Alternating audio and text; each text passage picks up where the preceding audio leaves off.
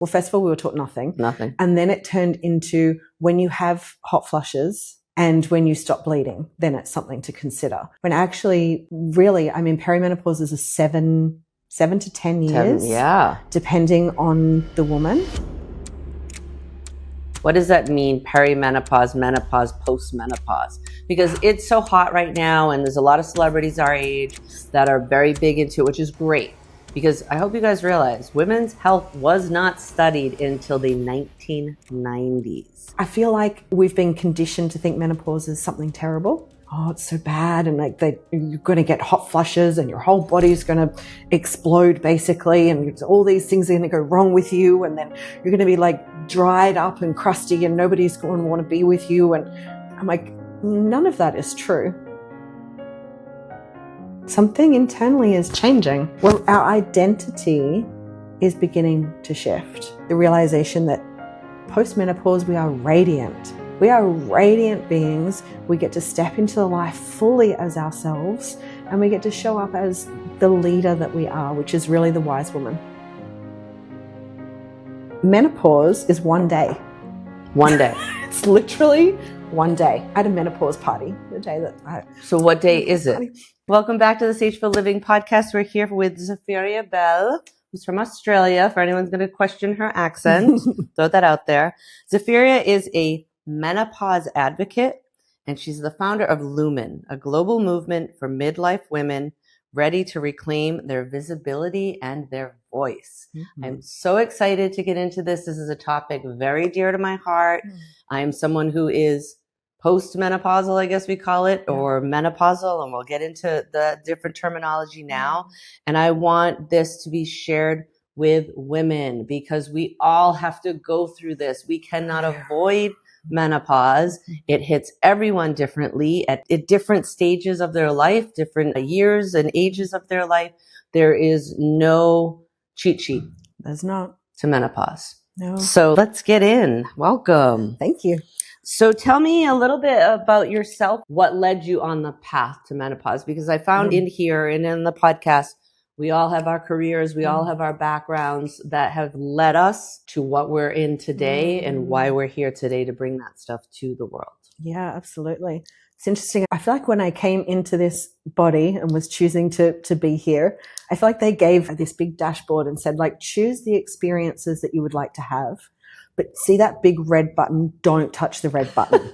I'm pretty sure that's what happened. And I was like, red button, red button. I don't want those lessons. So I definitely feel like my life has been a pretty interesting and wild ride. And a lot of different things have really led me to here and to this point. What the biggest pieces that I would feel relevant to share is in my early 30s, I was working in corporate in events. And I had a mild heart attack working on the job. Oh, wow. And I kept working. Did you know it was a heart? You just thought it was anxiety or heartburn? No. I knew it was bad, and I knew I should have been calling an ambulance, and I chose not to because I was so worried about keeping my client, keeping my career, not upsetting anybody else, people please, so worried about making everyone else happy. But that was the biggest wake-up call for me when I went back to my doctor, like a few days later, mind you. It took me a few days. And she said to me, I've never said this to anyone before, but how quickly can you quit your job?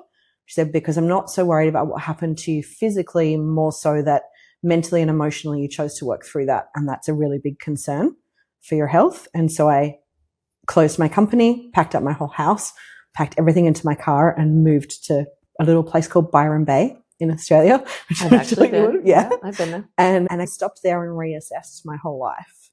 And that's when I realized the way I was working was not healthy for my body, but also that it is the way that a lot of women are working, is we're trying to be everything to everybody, please everybody, and work really, really hard. But that sent me, I guess, down the more spiritual path. I found an emotional clearing modality that really changed everything to me and opened my eyes to there is another way. And I loved that. And I did that for 10 years until perimenopause came along. And perimenopause, she didn't calmly come into my life. She came into my life and was like, we're going to completely clear the decks. Yeah, knock you down. We're going to take everything. And it's going to be a complete and utter reset. Wow. So I lost, through the process, a lot of things happened, but I lost 2 companies. I lost my home. I lost my relationship, my life savings, my reputation. And I kind of arrived actually in Miami with my tail between my legs and like, I'm broken. I don't know what to do from here. And from that went into a deep, dark depression, to the point of, it's interesting, it's like emotional to share, but to the point of really thinking, maybe it's just my time. Yeah. Maybe I'm out of here. And the only thing that really kept me going was that I was living with my parents, and I wouldn't do that to my parents. But from that place is where the work that I do now was born. I was literally unable to get out of bed. I hadn't showered in days. I was crying on the bathroom floor and just calling out for like, what is this? And I didn't know it was menopause. I had no idea. And I was like, please, like, you've got to give me the answers. Someone give me the answers to why I'm here and what this is about. And from that place, I started to be shown, like, this period of time is so you share the 5 passages of menopause, and that you change everything that you're doing now is to work with women who are in midlife and they're in perimenopause, even if they don't know that they're in perimenopause, and to start to really shine a light in a different way on what this period of our life is. So we call that the dark night of the soul. Absolutely. Yeah. The dark night of the soul, where you really had hit a rock bottom. Absolutely. And there was no way out but through, or you wouldn't be here right now. Yeah. And you had to pray and ask and listen. Absolutely. When the messages come. I want to go back to that, leaving the job after the heart issue, yeah, and starting something new. Because we've talked a lot here on the podcast of not just running away from our problems, mm-hmm, and trying to start something new. Mm-hmm. So you did, and it happened for 10 years, but yet it still wasn't the right thing, because the universe said, okay, great, we're going to allow you to do this. But at some point you had to lose everything. Exactly. Yeah. And actually, had you lost it the 10 years before, you wouldn't have been in the stage of life that you were in. So we, yet again, have to go through everything we go through, good and bad, so that puzzle can be made. Absolutely. Yeah. And those pieces can fit in. So instead of, when you're going through something dark, of saying why and why me, it's the thank you, and the why will happen later. You will understand the why later. Always. And I feel like I've seen that many times throughout my life. And yeah, questioned the, like, why me? Why is this happening? And we go into that place of the victim mentality. And every single time, though, I've come out the other side and been shown this was the most beautiful gift. When I was in that place of really just praying and saying, like, why are you not hearing my prayers? Like, why are you punishing me like this? Why is everything being taken? Like, I'm praying every day. And it feels like the more I pray, the more you're taking away from me. And I sat in the park and I had just heard it so clearly. I got covered in goosebumps. It was like, we are answering your prayers. That is exactly what is happening. Yeah. It's hard for people to hear that. It is. We feel like if I ask for something, if I want to manifest something, if I want to pray for something, I should just be given it. Right. It's almost like the child mentality in us of, like, I want, I get. I want the particular toy, I should get that particular toy. And if I don't get that toy, I'm going to throw a tantrum. And I feel like as adults, we still do that. But when we can realize it is a gift, it's the most incredible gift. If you said to me, would I take that time back? Not for anything. Beautiful. Not for anything. For me, even with pain, when I hurt myself, it makes me know I'm alive. Yeah. Right? So these traumas, and we can overcome them and get to the other side. It's like, wow, we're now new people. Yeah. We are transformed, and we needed to go through that for our evolution. Absolutely. Or we're just going to come back and experience it again and again. And some people don't want to hear that, and maybe they don't believe in the coming back. But why do you want to suffer in this lifetime if you can clear these things for your soul or for your being in this existence? So you started to get these messages. How did you figure out what you were suffering in your system was menopause or perimenopause? Yeah, exactly. So by this stage, I was fully menopausal, and then I could reflect back on my life and see over the past 7 years that I had been in perimenopause. Wow. But I'm a little neurodivergent. And so when I started to think, oh, right, okay, so this is menopause, because now I'm fully in it and I haven't bled for over a year. Okay, I know what that is. I then obsessively read everything, which is what I tend to do. It's like, how many books are out there on menopause? I'm just going to buy every single book that I can find on perimenopause and menopause. And then I'm going to start looking up research documents and I'm going to find everything. That helped to some extent. And for me, my brain wants to understand the science, but being shown the different 5 phases, like the 5 passages, this initiation that we move through, that just was me sitting with, like, what am I feeling? What happened? Where did this start? And reflecting back, like, where did this start in my life? Oh, now I can see what was happening. And I could very clearly see most of the steps by then.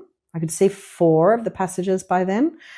And I could start to see what the glimmer of the 5th one was. And I can still remember the day I embodied the 5th. But for me, it's been this embodiment process. It's not a research thing. It's a lived experience. Menopause is a wild journey. Perimenopause is a wild journey. And like you, I too didn't know. Yeah. It was, my periods got crazy. My periods had been nothing my whole life. I would have a few days of light blood bleeding and I would be fine. Yeah. And then all of a sudden, for me, I can remember, I was 44 years old. I was in Landmark Forum and I was in the most pain I'd ever experienced. I had horrible cramps. I had bloating. I had breast tenderness. I was nauseous. And I was like, what is going on with my body? But no one could help me, or I felt at the time.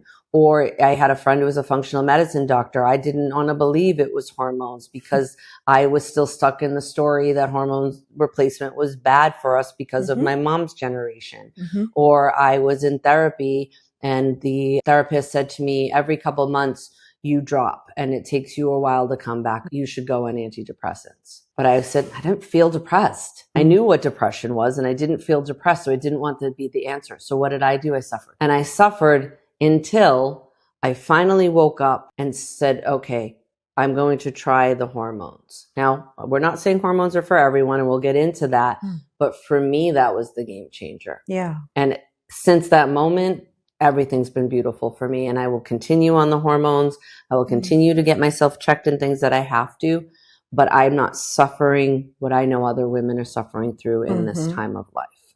And that's why I want people to know there is a pathway and how amazing that now you've created something that can help them early on. And it's so interesting how many women who I say, like, why don't you take a look at these 5 passages? Like, let me share the resources with you or go through the quiz. And women are kind of saying to me, oh, like, I'm not there yet. And I'm like, just take a little look. And then they take a look and go, oh, I'm like right there. Because I feel like what we have been taught, well, first of all, we were taught nothing. And then it turned into when you have hot flushes and when you stop bleeding, then it's something to consider. When actually, really, I mean, perimenopause is a 7 to 10 years. Depending on the woman. And yes, nobody's telling us. So we go to the doctor and we're like, something doesn't feel right. And they say, well, antidepressants, or most women are actually suggested antidepressants. Yeah. Well, because the Western medicine looks at it as like, if you're still getting your period, then you're not in menopause and you don't need medication. And it's like, no, wait a second. Like for me, I was still getting my period, but it shifted hugely. I have friends that are still getting their periods, but they'll complain to me about the suffering. I have a friend who calls it Shark Week and she is knocked out for the week. Well, you're my age. You are later. I've been 2 years now, but you're still getting a period, but you are in an age and this has been for years. This person is going through this, but her gynecologist is not. I left a gynecologist years ago because she wouldn't test my hormones and I knew that she was wrong. So I went to a different gynecologist that would test my hormones. And that's at least where I started. Let's talk about this 5 phases. Yes. I want to hear this. Okay. So the first one Pay attention. Yes, definitely pay attention because it's the cracking being the first passage is where the signs start to show up. The cracks begin to show up, but most women are completely unaware that something is changing. It's usually in either reflection or it's friends or partners kind of asking, like, are you okay? You seem a little different. But women in that phase are usually just like, something just feels off. Yeah. I don't know what's wrong. I couldn't go to a doctor and say, this is what's wrong, but I don't feel right.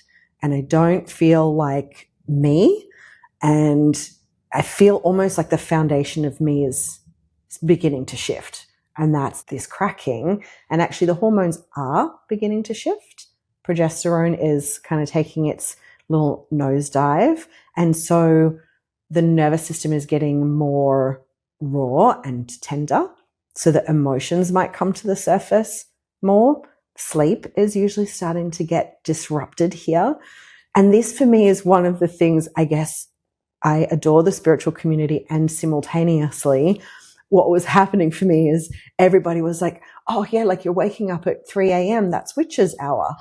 The Amartya is calling you to meditate with the Buddhists. Yeah, exactly. Yeah, and you're like, no. It was like, what, so you mean every day now for the rest of my life, I have to wake up at the witch's hour and like get up and meditate? But I was like, oh, that must be what it is, I was like, no, actually, my hormones changing and the progesterone beginning to drop. And I was feeling a little like hot at night, but not really knowing exactly what. And I remember saying to my partner, I'm not happy, but I can't tell you what it is that's making me not happy.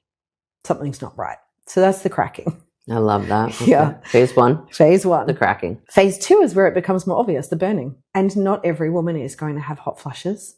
Some women go all the way through menopause and they are like, yeah, didn't have a single hot flush. Other women like me will have them a lot. And I was living in Bali and I didn't know. I was saying to everyone, whoa, oh, it's so hot. God, it's so hot. And everyone's going, yeah, it is. It's really hot. I'm like, suddenly my upper lip and my eyebrows started to sweat. I was like, I've never had a sweaty upper lip or eyebrows, but that was either inside beginning to burn. Some women will experience the inflammation, so their joints might begin to hurt. They might start to get the visceral fat, the tummy starts to expand, unfortunately. I might have experiences like I did where someone asked me if I was pregnant, or actually refused to serve me a glass of wine because she said, no, baby. I was like, no, baby. And she's like, yes, baby, no wine. I was like, which made me want to have a whole bottle of wine then. Yeah, of like, course. You tell me and I then can't. crack it over her head. I was like, give me the wine. Don't annoy a woman when she's in that phase, because she also will get kind of angry and rageful or cry for no reason, or the emotions are really starting to come to the surface. Estrogen is starting to go like this. Unfortunately, she doesn't leave quietly. She likes to kind of really mess things up on her way out. So then we move into the pause. And the pause is where I was in that deep, dark depression. So it first is the cracking. The second is the burning. Now we're into the pause. Yeah. The pause is, for some women, will show up as depression. Yeah. For some. And that's this, like getting told to be put on antidepressants. 9 out of 10 women in perimenopause will experience mental health changes. 1 in 10 will become suicidal. It's the highest suicide rates in women is around perimenopause. And that's because nobody explains to us what's happening and to what to watch out for. So for some women, it will show up as that. For others, it shows up as like, this time I just want to go internal and quiet. Something internally is changing. Well, our identity is beginning to shift. Thankfully, we're finally moving away from the masks and the people pleasing and the showing up to be everything for everyone in our life. And that can be terrifying for a lot of women, because now you're like, well, I don't know who I am anymore, but I know I'm not this. So for some, they'll go internal and they'll reflect and they'll allow. I remember a mentor of mine created herself a little hut house separate to her main house, and she went and lived in there for a couple of months. And I was like, oh my gosh, if only every woman could do that. Literally, if I could say to every woman, now I understand that's when she was in the pause, I didn't know at the time. Right. If I could say to every woman that they could just go and be on their own for a few months and just be in the silence and the quiet, which is how we would have been able to do it eons ago. Now, unfortunately, life is so busy that we can't. So the pause is that stillness. And that's where the real identity, your true self, is beginning to appear. Can be confronting, can be exciting for different women. Then as you come through that, you start to come into the remembering. So the fourth is the remembering. And that is where, as this identity is starting to, instead of you showing up all of your life trying to be someone else, it's like, or we're always creating like our next vision board or our next picture on who I'm going to be. I'm going to be this person next. I'm turning into this. When we come through the pause, we're now like, no, I'm not going to be someone else. This is where there's less F's to give. Right? Now we're like, you like me or don't like me, I don't really care. But the remembering is where she starts to say, oh, like I remember the things I used to want to do. I remember the real essence of who I am. I remember who I am without the masks. I remember actually I'm a pretty awesome person and I kind of like this person. Or I remember that I want to dance or that I want to create or that I want to, had these dreams as a child. So you start to remember those and the real essence of who you are. And after remembering is the rising. And the rising is really where we step into the realization that post-menopause, we are radiant. We are radiant beings. We get to step into life fully as ourselves and we get to show up as the leader that we are, which is really the wise woman. And a lot of people will call it the crone. Yeah. And a lot of women don't like to hear the crone. So let's call it the wise woman. But it's the wise woman. So she shows up and she leads her people. And that might simply be her family, or that might be that she's teaching, or it might be that she's leading a greater community. But that's the gift to me. The rising, if we can support women as she comes through menopause, that is the biggest gift to society. Is a woman in the rising. Yeah. Wow. As you're going through that, I could see my journey and I could see where I knew this or didn't know this and how lovely it would have been to find you earlier and not have the suffering that I had to go through. Yeah. But I can see my pause, like all of it.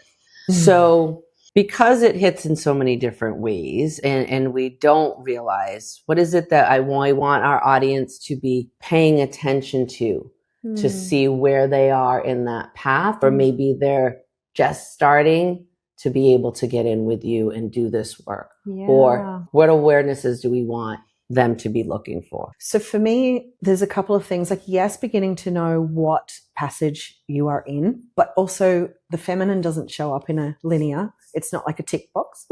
Yep, the cracking, done. Next, I'll move on to the burning.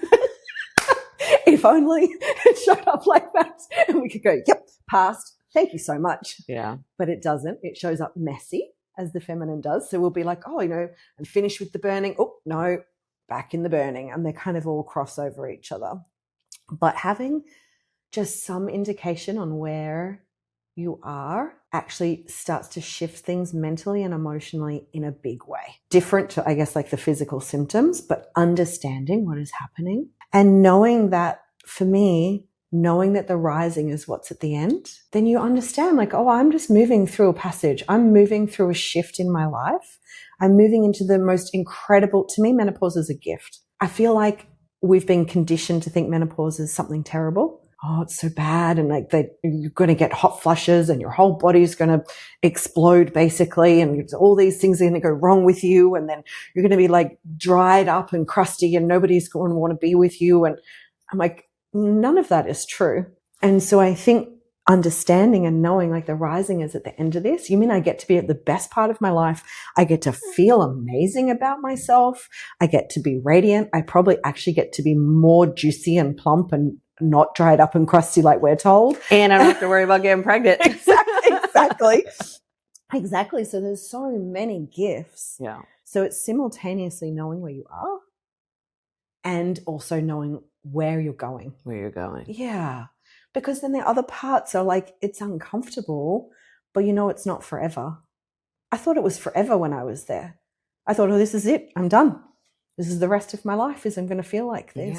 Yeah. In pain or sweating I had a year where I smelled horrible. Oh yeah. Same. And no deodorant I could find made anything better. And I literally felt the same. Is this the rest of my life where I have to go through my life stinky? Mm-hmm. Do other people smell me? Because I just smell me. And I don't know what shifted. Maybe if I could look back, realize it's because I started taking the hormones or I started changing my diet or I did something. It wasn't just finding Mega Babe.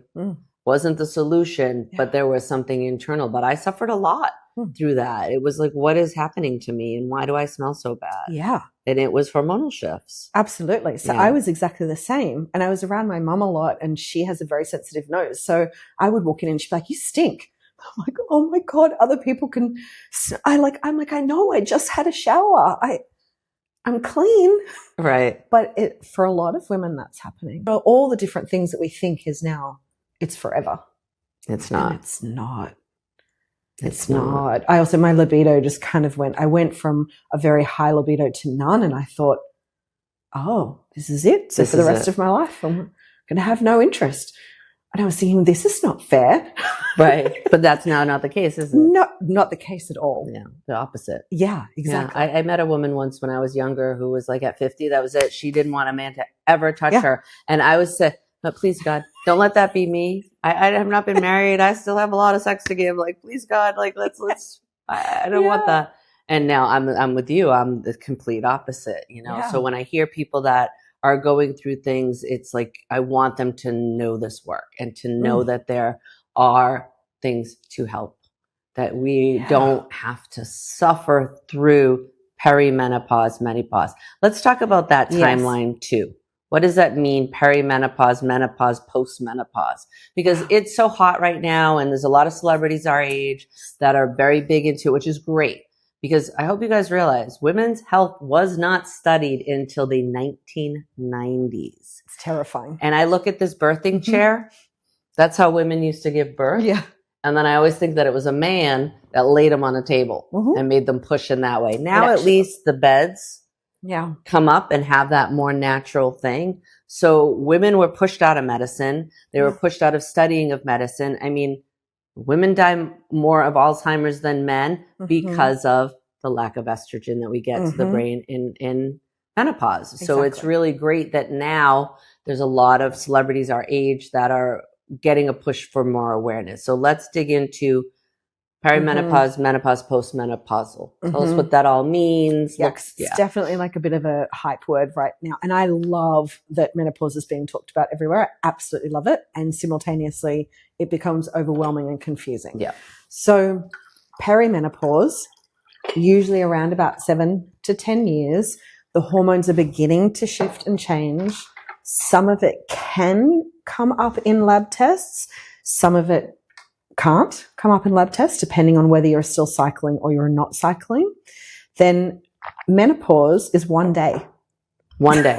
It's literally 1 day. I had a menopause party the day that So what day is it?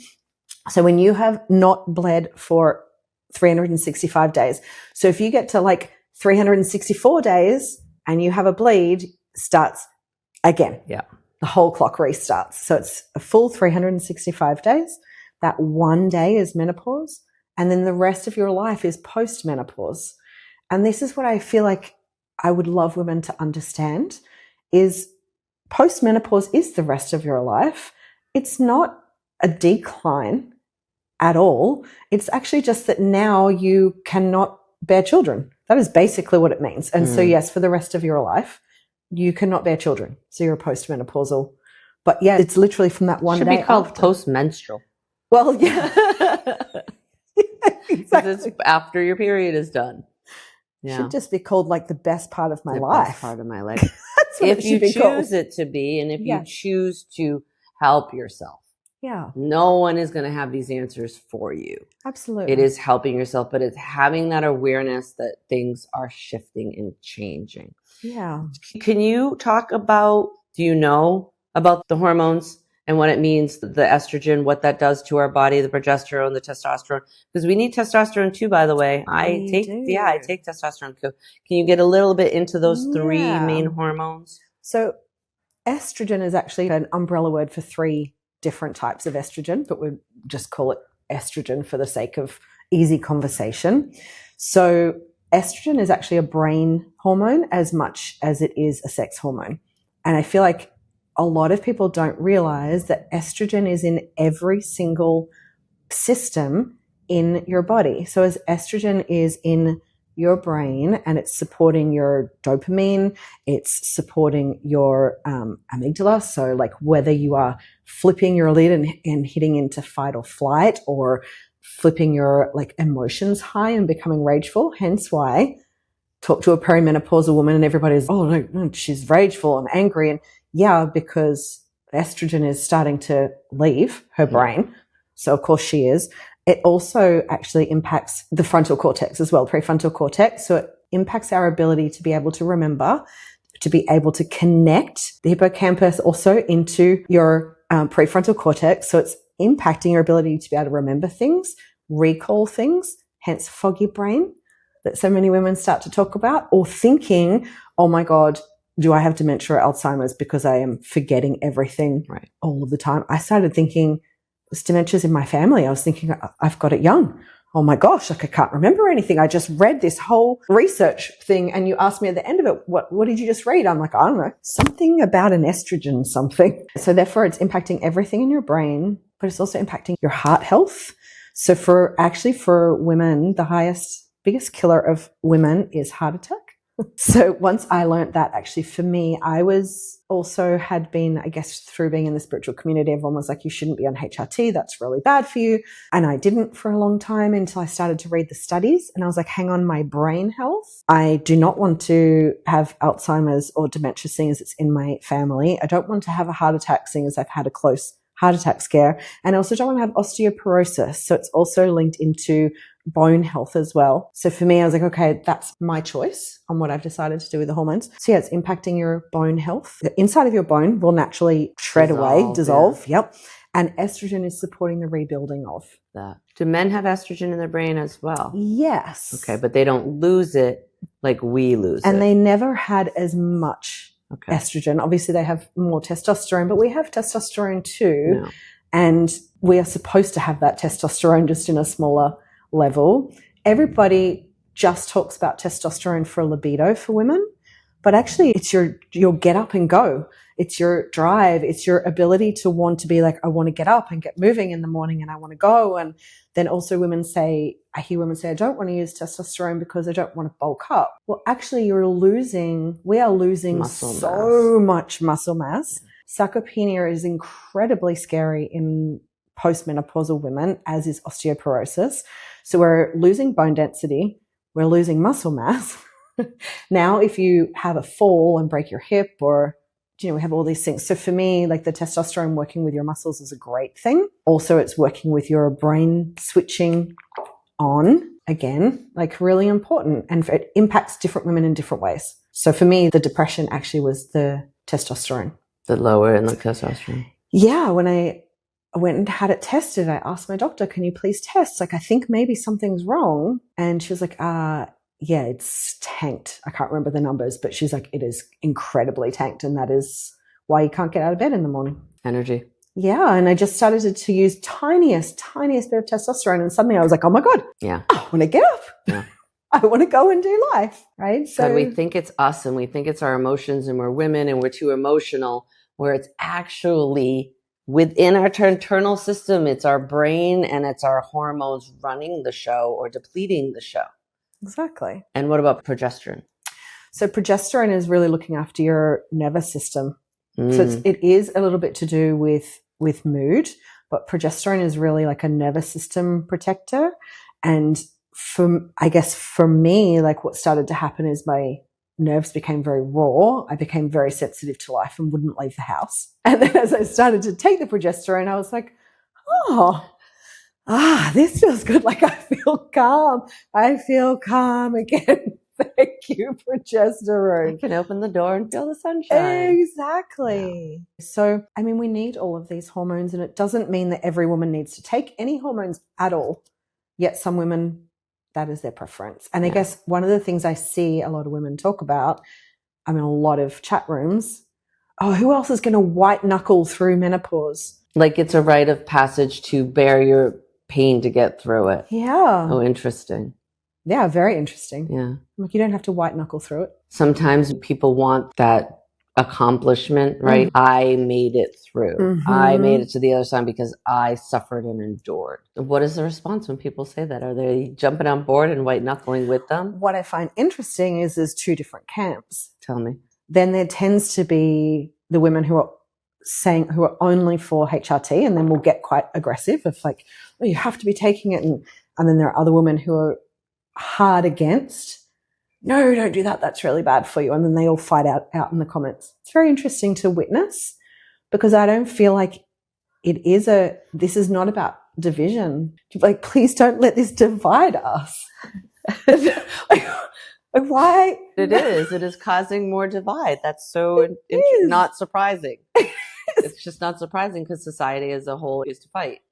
You know, Exactly. you're being shown to be rude and angry. Yeah. Unfortunately. Well, let's not get into that. Yeah. That's a whole other Yeah. topic, but yes, and that's interesting. For me, it's all about how do we support women to advocate for themselves and to choose exactly what path is right for them, and for them to strongly advocate and say, like, either this is my path or this other option is my path. And I'm choosing that because it's right for my body and it's right for my body. Yeah. Not that it's right for your body. You do what works for you. You look after your health and I'll look after my health. And it shouldn't be a point of argument or disagreement on whether we chose something different. So for me, I'm like, how do we educate women so that they can advocate for themselves and not just be, look, I love that it's on Instagram everywhere, but also not just learning from Instagram. Right. Like that's great. And it's great that now menopause is a word that's shared, but it's also being shared as a thing to solve. Put on the patch because that solves. Yeah, nothing solves it. It's how to embrace it. Yeah. And ride through it. Yeah. With ease and grace. Exactly. To me, menopause is not a thing to have to solve. To me, it's this beautiful passage that we get to walk. So I don't have to suffer.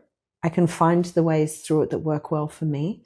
And I can see that this is an incredible initiation, if you like that word, or passage, or really this deep spiritual journey that I get to have for myself. And we've lost that. Like if you think back to when we would sit as women in our tribe or our community together and we would share our stories and we would weave our stories, and you would share with me what you were experiencing and I would learn from that. And then I would share with my community, like what I was experiencing and what you experienced. So we would weave these stories, and we've lost that ability to do that. So now we feel like it's me alone, white knuckling through, need to cope with this experience all on my own. It's something I have to solve, instead of knowing, oh, like this is something incredible that I get to experience that brings me into a new identity, that brings me into finally being me and not the masks and not the people pleasing and not all the roles I've played. That is not something to white knuckle or endure or solve. That is something to be like, wow, I get to experience this. I choose to experience this. Yeah. Because the thing is, if you don't embrace it, it's happening regardless. It's happening anyway. And it can hit you hard, or it can and listen, I have a friend, she just turned 50, nothing. She just stopped getting her period one day. No symptoms, no nothing. She does a lot of Kundalini yoga. Maybe that has helped with it, but amazing. And she can just embrace, you know, but then, like I said, I've had friends that are still suffering, or like they just tell themselves, oh, but I still get a period, so I'm not in it. Yeah. You are in it. Things are changing. Yeah. And I love the accepting of this time in life. It is also just another example of the human body. Yeah. And how fascinating the human body is, right? And as a woman, wow. The fact that we can bear children. Yeah. Okay. And that our bodies continue to evolve and to change. And men too, but we're not going to get into men. This is about us. Yeah. And it's different for everybody. How can we help people get on this path? Because for me, what I found was I only got the HRTs because of a functional medicine doctor, and I'm paying out of pocket. So where can we help those women that they're stuck in the corporate world or in the world of they have regular insurance and maybe their doctors aren't listening, but they can still help and advocate for themselves? So I would definitely say, if you go to your doctor and they don't listen, find another doctor. And I don't care if that's like your regular GP or if that's even you're going to like a natural medicine doctor. Either way, if they're not listening to what you're saying, then you need to find somewhere else to go. And yes, labs are helpful, but actually the way to know that a woman is in perimenopause is just by her feeling and sensing. So if you feel like you're in perimenopause, you are. Please advocate for that. Yeah. So find a doctor or a natural health physician or someone who is going to help you, who understands menopause and who is willing to listen to you and is willing to listen to the choices that you would like to follow, whatever that might be, whether that be hormones or not hormones. But I know for myself, like my doctor at first The first doctor I went to was like, you can have progesterone, but you can't have anything else. So I stopped seeing that doctor and went to another doctor who was like, oh my goodness, you actually should be on everything. You should be on all the things. Right. Right. So yeah, for me, it's like educate yourself so that you can advocate for yourself. And if you're seeing someone who is not listening to you, then please leave and find somebody else. Yeah. Don't be gaslit. Yeah. Really. And I think then we start to gaslight ourselves and be like, oh, well, but the doctor said nothing's wrong with me. Well, nothing's wrong, but something's changing. Something's changed. Something's changing. I love that. Nothing is wrong, but something is changing. Ask yourself that. Listen. When you say that, what does your body do? How do you feel? Is that a wow, yes, or a no? So it's learning to be more intuitive, more in touch with your body. I mean, we know. Women always know. Yeah. We know, we've spent a long time with this body. You know the feelings. You know when you're going to cycle. You know when you're not. You know when something feels just not quite right in your body. So if you're sensing that, then it's true. Yeah. And yes, it's definitely not wrong. Not in perimenopause and menopause. That nothing about it is wrong. It's actually incredibly beautiful. Your body is changing. Embrace the changes as much as you can. You know what? Actually, one of the things that I wish that also I had done earlier was to find a therapist, because mentally and emotionally, that's where the biggest changes are happening. And I really wish that I had spoken to somebody about that sooner. I have a therapist now, but I wish that I had found one sooner. So it is not just physical. No. It is mental and emotional as well. Very much. And you're not crazy. No. It is because of the physical. It is because of the mechanics within your body are shifting and changing. And now you feel crazy. I mean, your brain is rewiring. Yeah, your brain is rewiring, you know. Like, that's amazing. Yeah. I feel a lot smarter than maybe I do have some brain fog and I'll forget and I lose my phone every day within the house. But my brain functions in a higher capacity. I see more. Yes. I'm aware of more. Yes. I understand more. And maybe that's because my body's not out there going, baby, baby, baby. Right? Absolutely. It doesn't have that craving for that anymore because that is gone.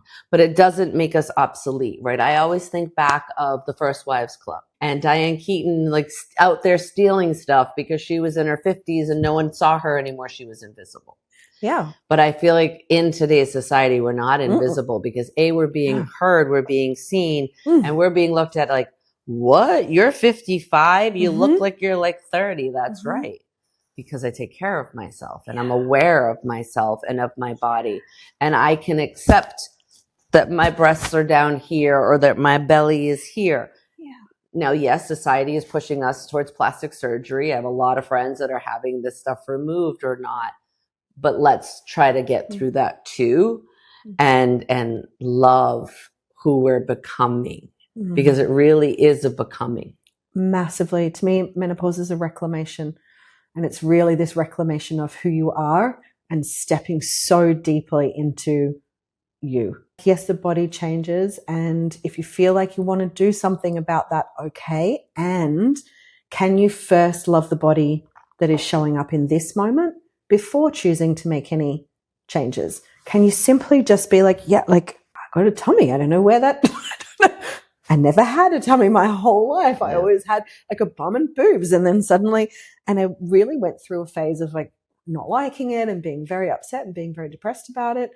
And it's like, now, can I just love that? And if I chose ever to do something about it, can I love it first? And same with like, I don't need a breast lift, but I know a lot of women do. Same, can you just love what's there first? Just love it. It's like that for a reason, because you've lived however many years in an incredible body that has either birthed children or not, but it's always changing. Can we deeply love what's there present and then make choices from that place? Let me tell you a story about trying to change my body. So when I told you the woman in Bali said, you know, baby, baby, and I walked out and I thought, oh my God, everybody can see it. Thankfully, I was in Bali. I was in like the goddess dresses, you know, in my caftans. Thank goodness they're all flowy and they hide everything. I'm sure back in our parents' day, they called them a moo-moo, but now we call it a caftan. It's very pretty. But then I was like, oh my gosh, people can actually tell that all this weight is going on even underneath here. So I booked in and went and got liposuction. I spent a lot of money in a not first world country and, a lot of recovery, but nobody told me that visceral fat is different to subcutaneous fat and that what I had was visceral fat. So I spent a lot of money, went through a lot of pain, got up and it was 1 centimeter. 1 centimeter. I was like, wait, what? What? Are you kidding? And I had done that from loathing. I had done that from trying to change something. And so the weight came straight back on. Not quite to the same kind of capacity, but it came back on. And that's because I did it from a place of hatred of my body, not a place of love. Wow. And so I really have come to this place now of the more I'm loving, the more I'm noticing that it's changing. I only recently started to talk about that because I spent 8 years doing womb work and embodiment work. So I was like, also, oh my gosh, don't tell anyone that the embodiment queen went and did something so terrible, which then added layers of shame to it. Yes. And in talking about it, I've obviously been able to release that shame. But yeah, my one thing I would say is don't do it through hatred. Yeah, interesting that I brought that up. Mm-hmm. This is the way things work. Mm-hmm. Wow. All right. Here's something I think that we should get into. Okay. High achieving women. Oh, yes. And midlife burnout. Yes. So this is all about midlife. Now, what does midlife mean? Okay. Is 50 midlife because that means I'm going to live to 100? Or is 30 midlife, I'm going to die at 60? Like, we can't see it that way. So where do we see midlife? Mm-hmm. And then let's talk about the high achieving women and the burnout they can suffer here at midlife. Whew. Okay. So first of all, midlife to me is whenever you feel like you're in midlife, you are. And I've been asked this a lot, but what's the actual ages? No, I can't put an age on that for you. Right. It might be like a small window. It might be a huge window. You'll just feel that you're in midlife. But the high achieving, so there's a couple of things here. One is that when we're high achieving, we're running on cortisol, right? So we're pushing stress hormone. Cortisol's not bad. It's demonized. It's not bad. We need to have cortisol. We need to be able to experience stress. Life has stress. There is good stress and there's bad stress. So cortisol's not bad. What is bad is that we learn to live on the cortisol. And so we're constantly bringing this elevation of cortisol into our body, which is not great for adrenal burnout anyway. But when you get to where your estrogen is beginning to decline, or more specifically, I should say, when your ovaries are starting to say, I'm no longer going to be producing estrogen or eggs, what they're doing is handing the baton over to your adrenals. They're saying, look, ovaries are like, look, I've worked really hard. I'm kind of done. I'm going to have a little rest now. I'm going to tap out. So I'm going to hand the baton over to the adrenals. And the adrenals are supposed to actually uptake some of the estrogen production. But if you have burnt out your adrenals from living on high cortisol, therefore like high achieving, high stress, pushing yourself really hard all these years, your adrenals are like, man, I tapped out years ago. Are you kidding me? Sorry, estrogen. Hey, that baton is coming. I'm backing off. Yeah, I got nothing. Yeah. I tapped out quite a long time ago. Can't help you out here. Sorry. And what that will do is, for some women, drop you in much faster into experiencing the symptoms that can come. So it does look like adrenal fatigue, much more tired, nervous system becoming much more raw and more stressed out because it doesn't have the support anymore.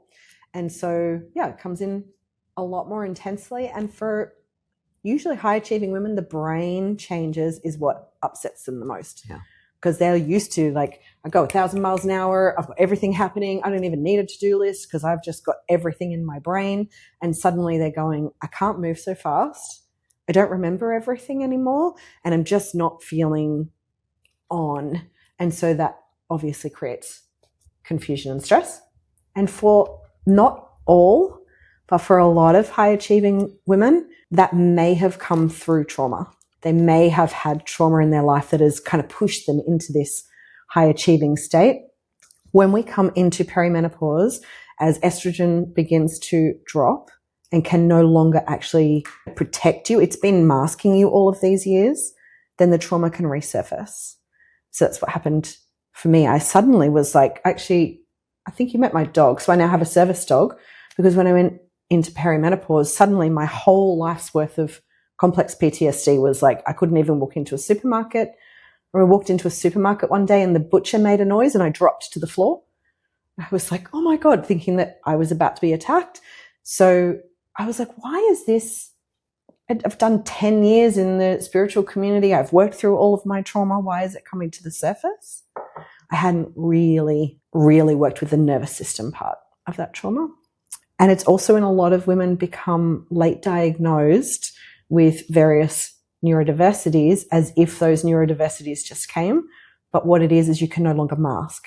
So quite often, a high achieving woman is someone who probably has ADHD type or autism type experiences. And so suddenly they can't mask that anymore. Suddenly their nervous system is fried. They can't remember things anymore. And if they had childhood trauma, it's coming to the surface. So it can be a pretty intense time for high achieving women, because that was me. Obviously, if I worked so hard that I would have a heart attack on a job and not leave, there's some pretty high achieving stuff there. What would have been helpful for you back then to know or to see or to?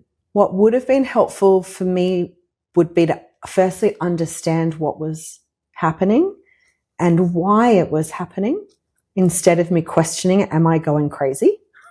I bought every book you could get on autism because I was like, what on earth is going on? I did every single test that you could do online, and every test was coming back like 98% chance that you were autistic. I was like, oh, right. How did I not know this? I went to my mum. I'm like, why did you not tell me this? How have I made it all the way to an adult and I didn't know I was different, right? But so for me, it would be just to know that it's okay. Nothing is wrong with you, but these things might come to the surface. It's really, I think, the main piece. And for me, I wish that I had known to get a therapist sooner. Yeah, it's having that support. Yeah. Maybe from this, there are going to be people out there who are going to become menopause therapists. Yeah. And just help women in this transition of life.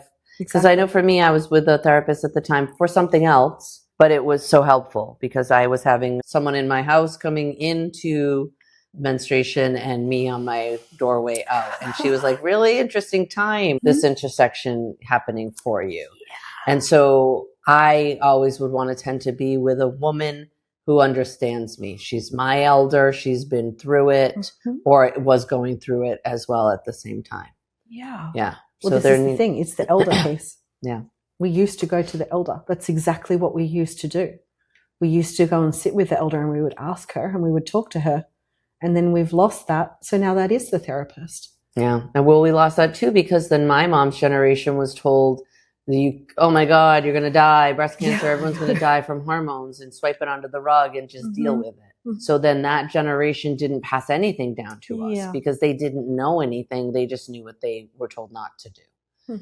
And they suffered. I mean, I think my mom still suffers with night sweats and stuff, but I think that's probably other medication that she's on now more than the menopause. But what did she know to tell my sister and I? Nothing. Yeah. Just that she was taking hormones and felt great and then had to stop and then spent the rest of the time suffering. But I'm sure her mother didn't tell her anything either. No. I mean, they didn't talk about it because not that many generations ago, you would get put into a mental asylum for having hysteria. Hysteria is what they called it. Yeah. And it was menopause. Yeah.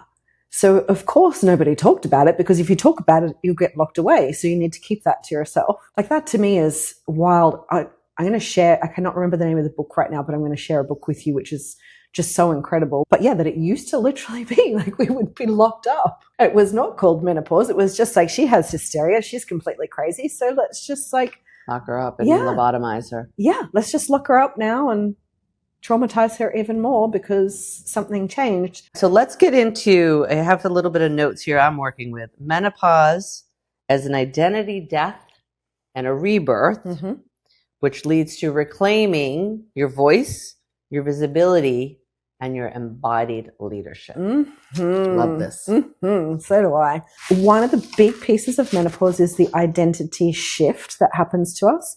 And it can feel like an identity death. But really what it is the death of the people pleaser, the masks, the showing up, being everything for everybody else. we're no longer able to do it. And so that can look like an identity death because suddenly you are changing. But actually what you're doing through that identity death, the letting go of, is you're finding the true source of you. So the identity rebirth that comes through it is simply waking up to who you are and finding that deep, deep essence of this is me. Where do the men fit in? I'm not married, so this isn't going to be me, but I think of the woman who is married and she's the mom and she's there for the kids and she's there for the husband. And now here she is transitioning to this next phase of life. And she's coming out with the identity you know me as is gone. And it is not my truth. Yes. So there's going to be some turmoil that can happen there too. If they can't rise with you and help to elevate you. Yeah. So things can shift. So it is the time when we see women-led divorce rate massively spike. Some of that I think is great and is healthy because it is women waking up saying, actually, I've put up with being treated very, very poorly in a not healthy relationship for a long time, and I'm now going to stand up for myself and I'm not okay with any of this. But also there is the flip side of what actually can be really beautiful, good, strong relationships falling apart because both people are unaware that this is happening. And they're the ones that I feel like are sad and become almost collateral damage through just not knowing, for the husband not knowing or the partner not knowing, oh, like my partner is going through something really big right now and how could I support them? As much as for her who's going through it, not using her voice to simply share, I'm noticing that I'm changing and this is how you could help me right now. This is what I need in this moment, because you'll find most partners will go, thank God. Oh, thank you so much for telling me what you need, what you want, because I want to give it to you. You know, it's not, for most men, it's not that they want to shut down or become selfish or start thinking, oh, my partner has turned into a raging bitch or like I want to get away from her. It's usually that they don't know what to do. Yeah. And they want to solve and fix and be useful and be helpful. And suddenly they're like, I don't know how to be useful here and I don't know how to be helpful. So I'm going to shut down and I'm going to pull back and I'm going to go and hide in my man cave. And I'm going to be like, is it safe out there with her? Because I don't know what to do. Whereas if you just say, hey, this is really tough. This is really tough.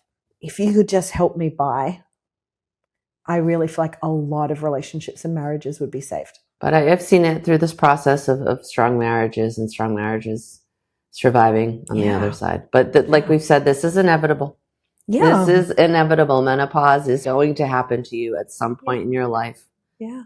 It's the awareness of everything. Yeah. It's going to happen and it's a gift, and like embrace it. Embrace the gift. Embrace the gift. So anything you're doing in the coming future? I know this won't air for about a month or so, but anything that you want people to know about that's out there? For me, really, everything is about Lumen right now. Really, like this, for me, what Lumen is a movement. It really is a global movement of women. And I have both an online version of that and also in Miami in-person version as well. So I feel like if you're feeling like you're searching for something, then please reach out. Beautiful. Yeah. And we'll have everything in the show notes. Yeah. All right. Lovely. Thank you so much. Yeah.